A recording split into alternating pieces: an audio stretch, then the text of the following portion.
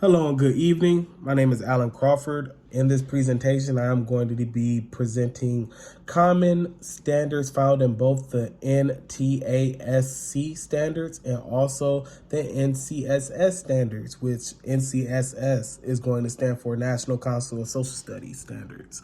The goal of this presentation is to identify two or more common themes in both standard sets. That's NTASC standards and also the National Council of Social Studies teaching standards.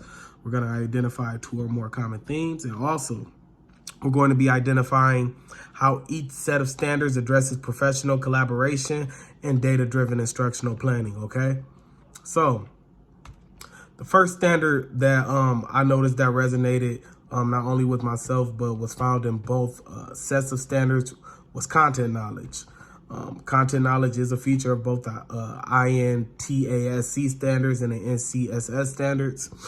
To be an effective teacher, you must have in-depth knowledge of what you're teaching. How else are you going to teach it? So, what does that entail? Both the NCSS and NTASC standards mention tools of inquiry. Teachers must have the ability to guide students to relevant resources and research tools, whether that be in a profession like college, using research tools such as Google Scholar or, any type of academic research. Teachers must have the ability to guide students through that.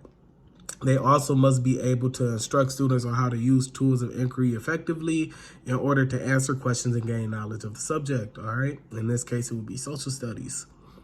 Teachers must also use multiple explanations and resources so that students have a well-rounded understanding of the content. So what this means is that if you are presenting a certain subject, it's best to present the subject from every angle possible so the student has a well-rounded knowledge foundation of, that subject.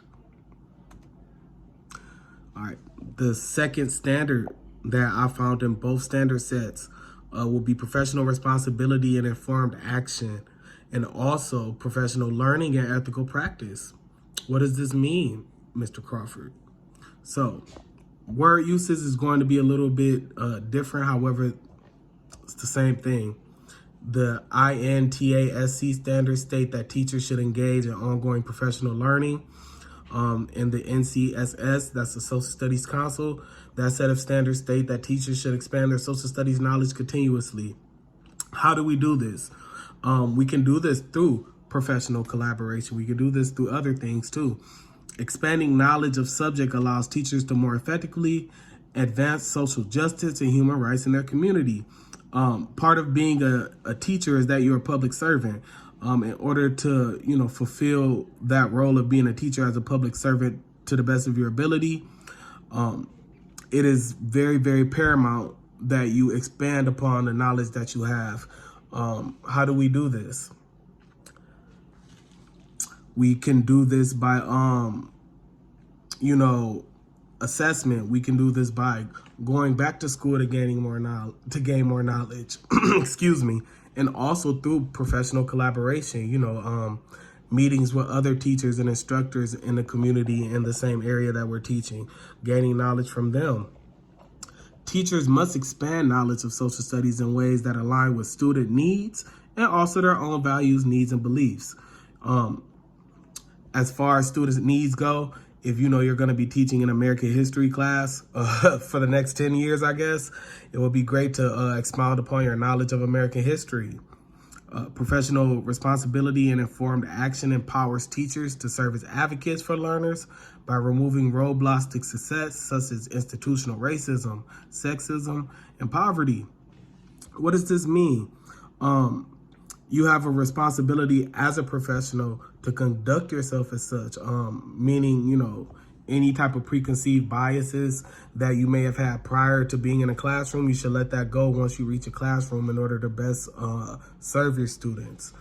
Doesn't matter if a student is poor, doesn't matter if they're rich, black, white, Asian, if they're male or female.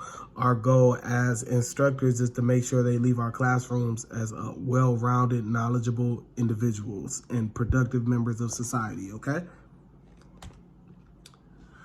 How does a teaching candidate expand knowledge of social studies for self and for students? So I did touch on this prior. Let's go a little bit deeper into it.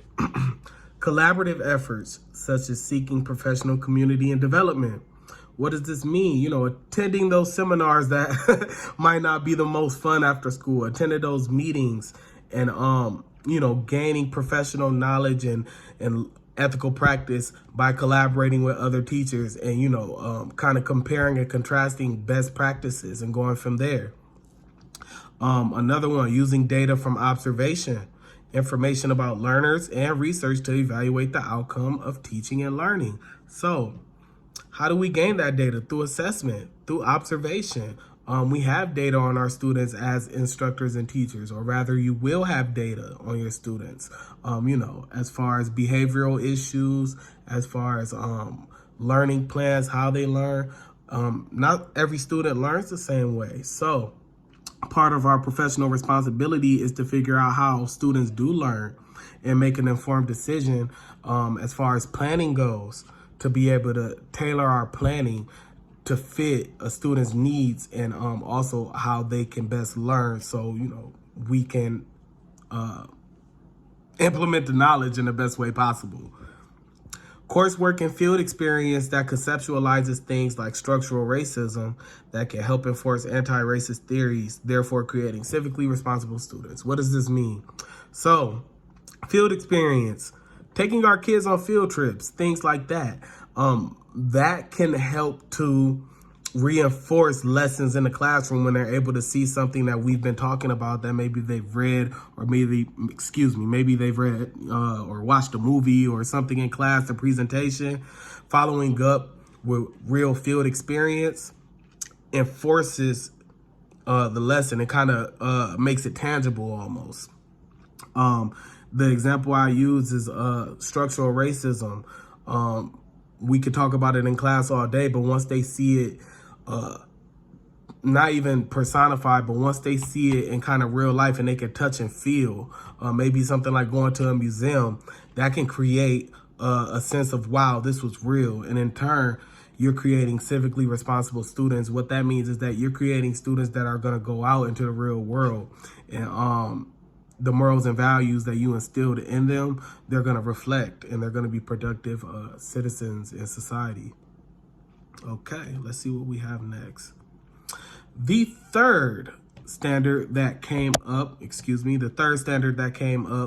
between the two that I felt was that resonated most, you know, with me being a social studies teaching candidate, would be assessment. Simply put, assessment is defined as the process to establish what students know and are able to do. It's generally classified into two broad categories. Assessment is designed to support teaching and learning in classrooms. So the two categories of assessment will be formative and summative assessment. This is both found in the NTASC standards and the NCSS standards. I mentioned assessment as being supporting, verifying, and documenting learning.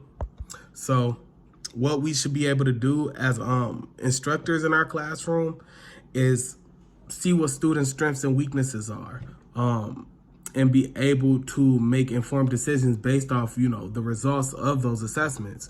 You know, does this student need more time on this? Does this student need more time out of the classroom? Maybe a student needs tutoring. Maybe a student is too advanced for a class. Maybe they need to be in advanced placement classrooms. You know, so assessment helps us figure those things out. The NCSS states that candidates should design and implement authentic assessments informed by data, literacy, and learner self-assessment that promotes civic competence. What does this mean? The assessments that we implement should be authentic. That means they should be original in nature. And this will, in turn, help our students be able to learn the social sciences in a way that makes them productive citizens. That's a common theme in this presentation, as you can see. Assessments can also support individualized instruction by determining which area of improvement applies to what students. That's kind of me reiterating a point that I previously stated. You know, some students may need advanced placement classes.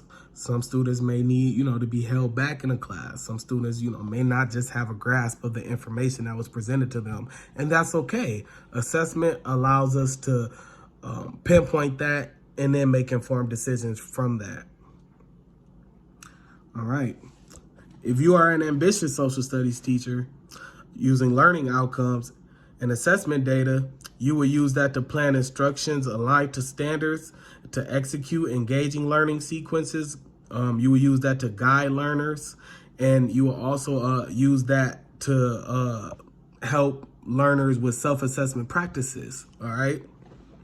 Social studies teacher candidates know how to make data-driven decisions, analyze student learning needs, make evidence-based instructional adjustments, and inform practice by using multiple data sources, including performance data.